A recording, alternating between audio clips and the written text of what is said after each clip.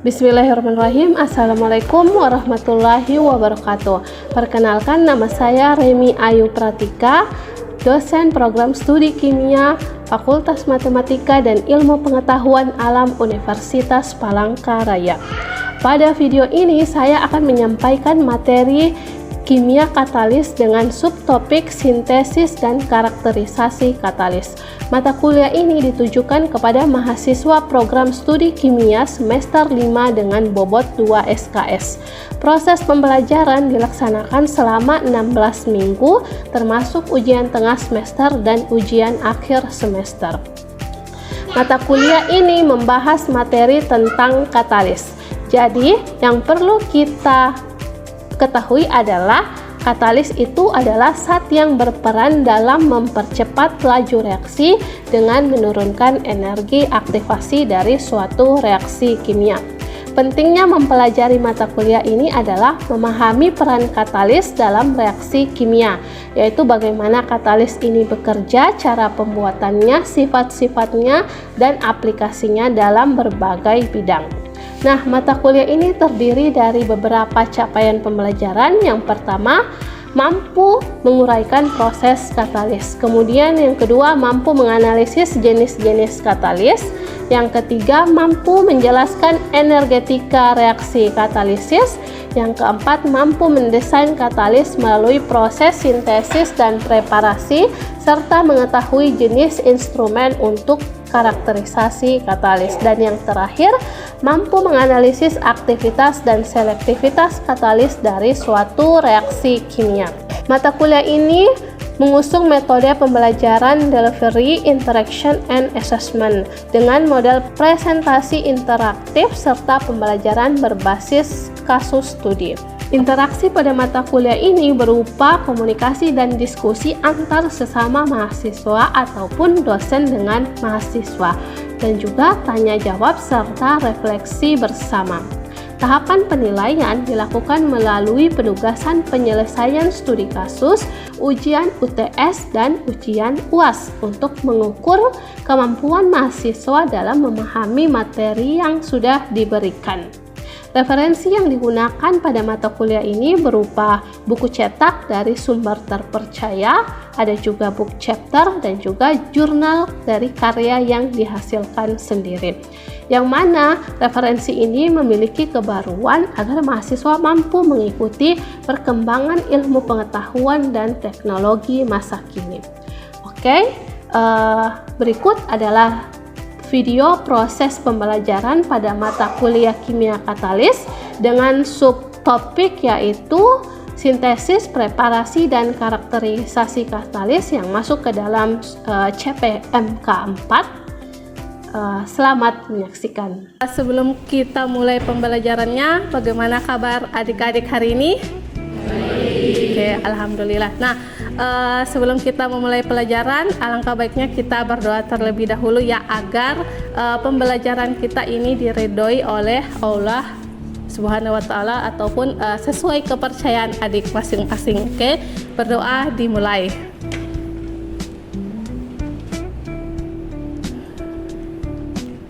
Oke, berdoa selesai. Terima kasih. Sekarang kita lanjut ke materinya langsung ya.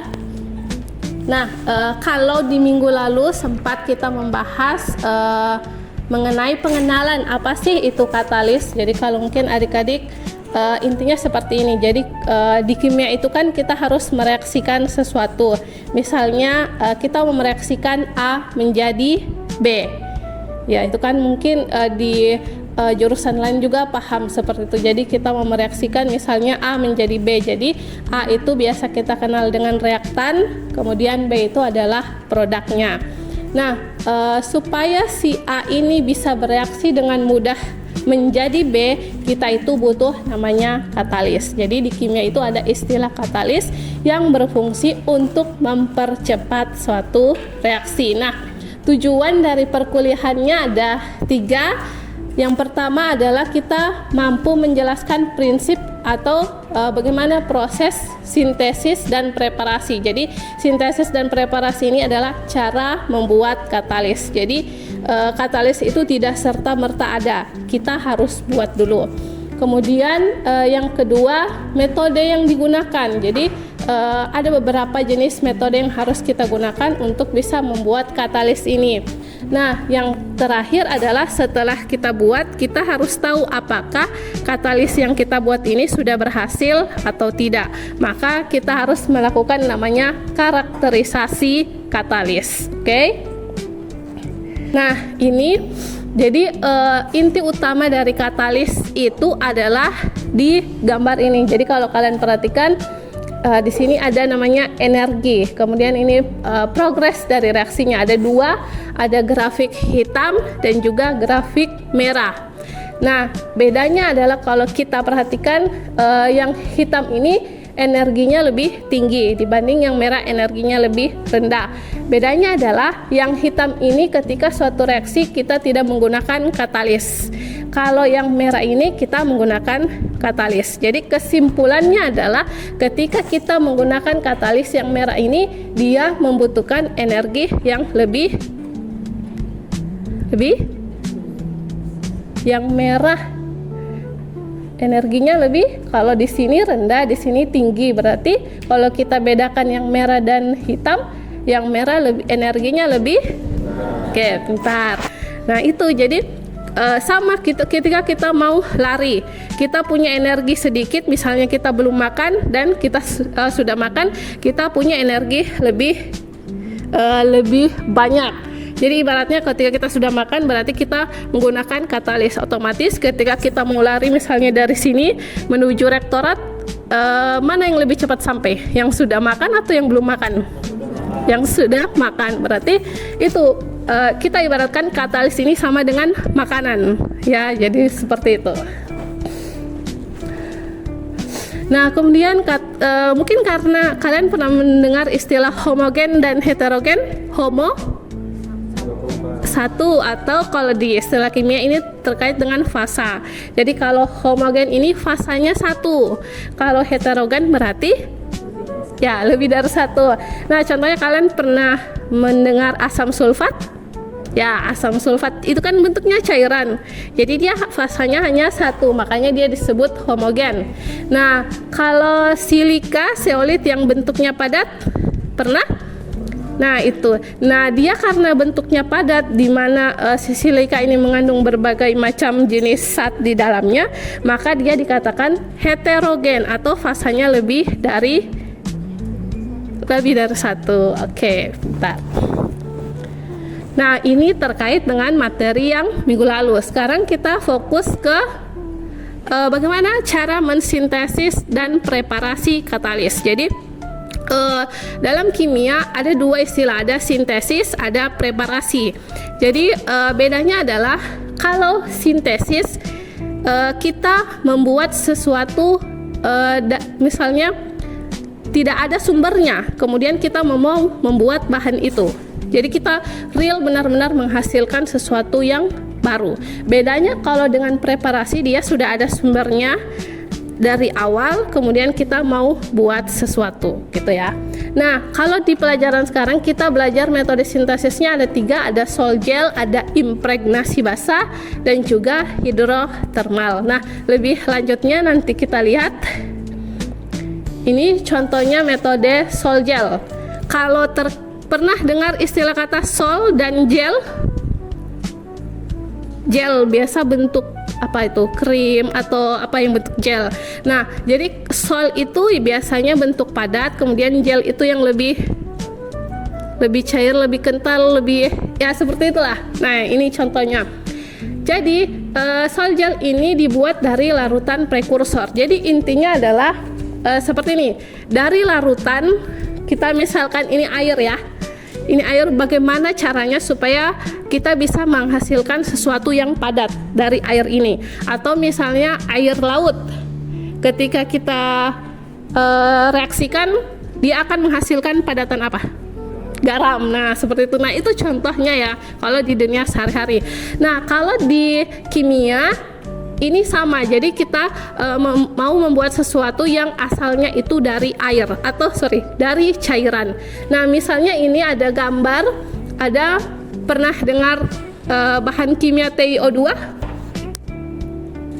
Belum? SiO2 silika, TiO2 itu titania.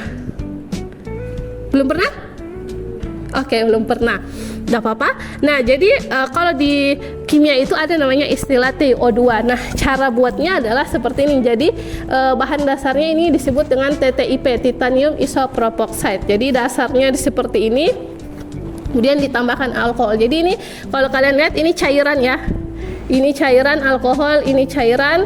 Kemudian ditambahkan air, dia sudah berubah menjadi bentuk. Tahu nggak bedanya ini ke ini? Warnanya lebih no lebih putih ya kan. Dari cairan ini kita mau menghasilkan sesuatu TiO2 yang berwarna putih, makanya setelah ditambahkan air dia sudah berubah wujud. Nah, setelah dipanaskan untuk menghilangkan alkoholnya, kemudian ditambahkan bahan lain, disimpan. Nah, setelah dikeringkan otomatis air-airnya itu sudah menguap, tersisa padatannya, sehingga akan kita hasilkan TiO2 dalam bentuk padatan. Oke, paham? Nah, itu metode sol gel. Kemudian ada juga metode impregnasi basah. Jadi kalau impregnasi basah ini dia dasarnya adalah padatan. Padatan misalnya yang tadi kita sudah menghasilkan padatan TiO2. Jadi kita simpan di sini. Nah, bedanya adalah kita menambahkan sesuatu yang bersifat larutan. Jadi kebalikannya yang tadi. Jadi kalau tadi dari larutan menghasilkan padatan, kalau yang sekarang padatan tapi saya tambahkan larutan. Oke. Nah, ini prinsipnya seperti itu. Jadi misalnya ada padatan TiO2, saya tambahkan larutan H2SO4. Kemudian saya campur, kemudian dipanaskan, akan kembali menghasilkan padatan tapi sudah mengandung H2SO4 misalnya, supaya keasaman dari TiO2 ini meningkat seperti itu. Nah, sehingga akan dihasilkan reaksi dari struktur dari katalis yang kita inginkan. Nah, yang terakhir adalah metode hidrotermal. Intinya adalah dia alatnya yang ini. Ada yang pernah pengalaman pernah lihat alat ini? Belum ya? Oke, jadi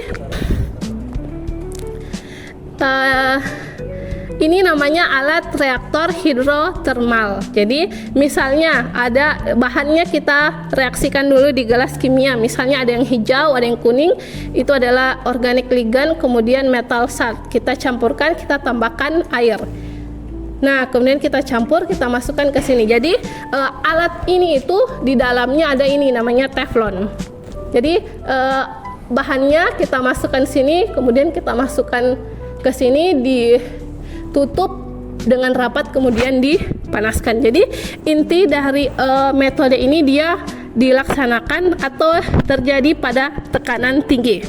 Tahu istilah tekanan? Tahu kan? Jadi ketika dia masuk di sini ditutup dalam keadaan rapat karena alatnya ini bertekanan tinggi, maka otomatis bahan kita ini juga akan mengalami tekanan tinggi. Terus selain tekanan ada istilah suhu. Nah, supaya suhunya tinggi maka dimasukkan ke dalam oven dengan suhu tinggi. Jadi reaksi ini harus terjadi pada tekanan tinggi dan juga suhu tinggi supaya bisa terjadi. Jadi contohnya misalnya saya membuat LaNiO3, dari sumbernya La yang ini bulir-bulir hitam, kemudian Ni dari padatan kuning. Saya gabungkan, kemudian saya tambah air, saya masukkan ke sini. Nah, ternyata akan menghasilkan bentuk yang seperti ini. Kalau hanya di 220 derajat Celcius. Supaya saya bisa menghasilkan bentuk partikel yang bulat, maka saya kalsinasi di suhu yang lebih tinggi, yaitu 800 derajat Celcius. Oke? Nah, sampai sini dari 3 metode yang sudah kita pelajari, apakah sudah paham? Oke, ada yang mau ditanyakan? Tidak ada. Oke. Nah, terkait dengan sintesis, ini kita ulangi lagi. Jadi ada 3 tadi ya. Yang pertama ada metode sol gel, ada impregnasi basah dan juga hidrotermal. Oke. Nah, kita masuk di materi yang terakhir, yaitu apakah katalis yang sudah kita buat ini sudah berhasil atau tidak. Bagaimana cara taunya? Jadi harus kita lakukan karakterisasi. Nah, kalau karakterisasi katalis itu ada berbagai macam jenis. Mungkin kalian pernah mendengar istilah FTIR? Belum pernah? Oke, jadi kalau di kimia itu banyak karakterisasi katalis. Ada FTIR, XRD, SEM, dan lain-lain. Mungkin nanti kalau sudah di tingkat akhir akan lebih kenal dengan yang seperti itu. Kalau misalnya penelitiannya terkait ada hubungannya dengan material, ya. Oke, untuk lebih jelasnya nanti kita lihat. Nah, ini adalah sumber pelajaran kita hari ini, jadi kita berpacu pada book chapter di sumber ini. Nah, ini contohnya. Nah, ini analisis FTIR. Di SMA pernah mendengar istilah gugus fungsi? Ya kan? Jadi kalau belajar kimia itu ada istilah gugus fungsi. Misalnya kalau kalian lihat di sini ada ikatan, apa yang kalian pernah lihat? Oh, nggak kelihatan. Gimana cara gedeinnya? Ya, ada ikatan yang kalian kenal. Ikatan? Oke, ikatan OH. Oke, ada lagi? Ya, ikatan CH. Terus ini apa artinya?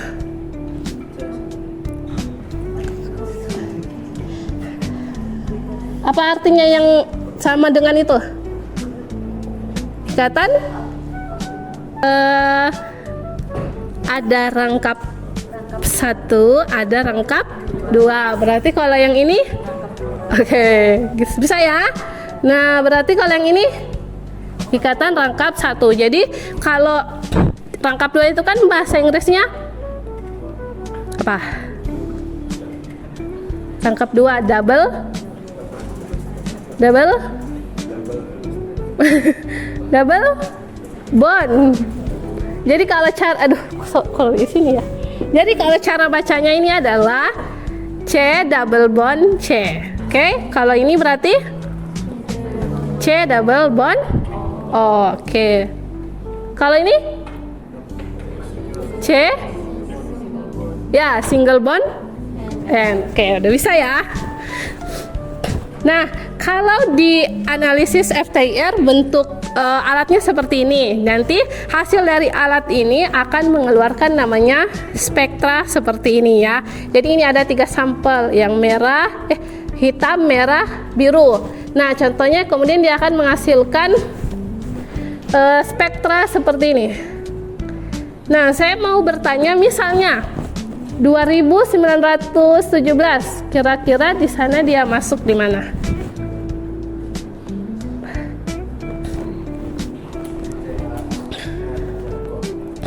Di mana? 2900 di sini kan? Nah, karena di situ berarti kita katakan berarti dia ini gugus fungsinya CH. Oke, bisa. Selanjutnya ini 1740. Nah, ini berarti C double bond. Oke.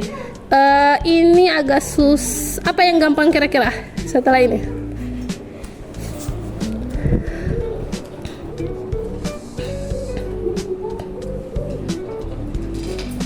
Ada?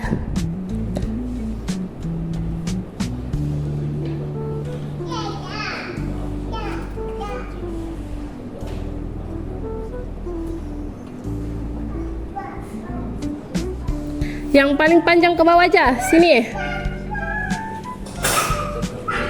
1167 dia masuk di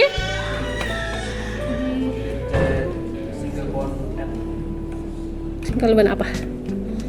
Pokoknya daerah-daerah sini ya. CO, C C single bond O. Nah, untuk membuktikan ini kan ini yang saya kasih adalah sampel minyak ya. Kalau kalian melihat struktur minyak itu otomatis dia akan mengandung gugus apa tadi yang di sini? CH, kemudian gugus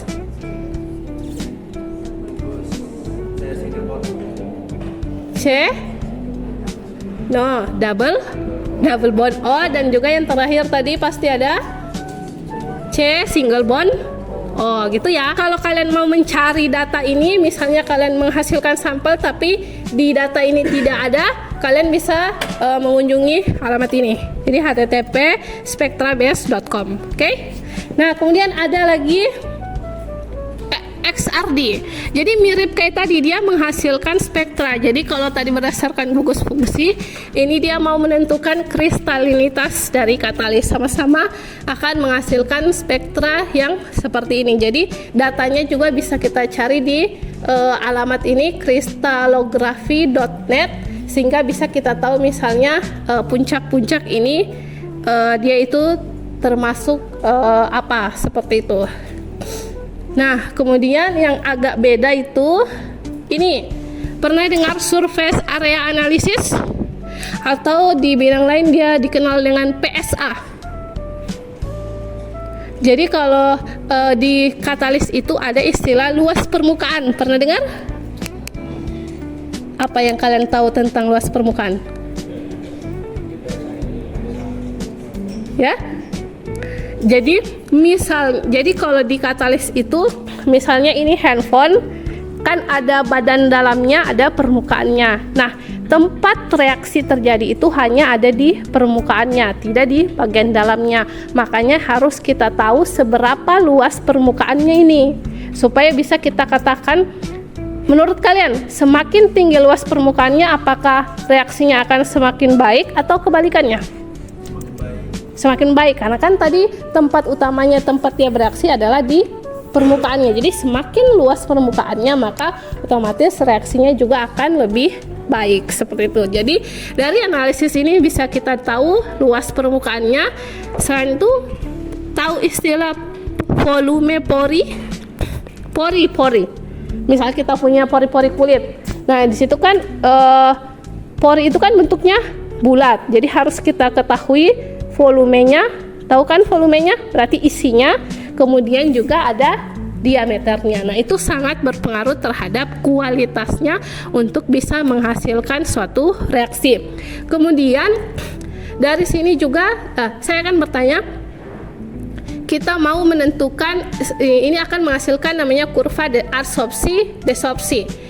Tapi kita harus menentukan dia itu termasuk tipe apa. Menurut kalian dari gambar ini, misalnya merah, dia itu masuk tipe berapa? Ada yang bisa? Kelihatan kah? Aduh.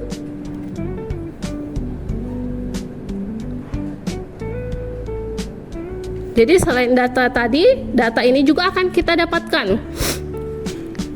Gambar ini, tapi setelah gambar ini kita dapat, kita harus deteksi dia termasuk tipe berapa. Tipe yang mirip aja, nggak usah harus sama persis. Tipe ada yang 3, terus ada yang 2, tipe 2, terus ada yang 4, ada yang 5. Oke, menurut kalian, nah di sini dikatakan dia tipe 4. Jadi nggak sadar ya. Jadi dia ini termasuk tipe 4. Kira-kira bedanya tipe 5 dan 4 di mana? Nah, ini bedanya, dia agak set gitu. Kalau ini kan udah naik dari awal memang, makanya dia termasuk tipe 4. Oke. Nah, pengaruh kita mempelajari tipe-tipe ini bisa kita deteksi bentuk porinya. Jadi kalau di kimia itu ada istilah mikropori, mesopori, dan makropori. Ketika menghasilkan bentuk mesopori, maka katalis itu sangat baik untuk suatu reaksi kimia. Oke. Nah, yang terakhir, pernah dengar SEM? SEM itu scanning electron microscope. Jadi tadi kan kita bahas reaksi kimia itu berlangsung di permukaan. Nah, kita mau tahu bentuk fotonya. Jadi kita memfoto bagaimana bentuk permukaannya, maka kita menggunakan analisis SEM. Nah, dia akan menghasilkan contoh bentuk seperti ini. Jadi kalau kalian biasa membaca jurnal, kemudian melihat ada gambar-gambar bentuk seperti ini, berarti dia menggunakan analisis SEM. Jadi kita bisa lihat gambarnya. Kemudian ada istilah EDX. Jadi misalnya kita sudah dapat fotonya, kita mau mengetahui unsur apa yang terkandung di dalam ini, maka kita gunakan analisis EDX. Nah, bisa kita dapat ternyata ada unsur TI, O, C, S, Ca masing-masing dengan komposisi unsur yang berbeda-beda. Itu ya manfaat dari analisis SEM EDX ini. Nah, jadi kalau kita ulangi tadi karakterisasi katalis, kita bisa menggunakan 5. Tadi ini uji keasaman yang di awal. Kemudian kalau analisis ada 4, yaitu FTIR. Masih ingat? FTIR tadi berdasarkan gugus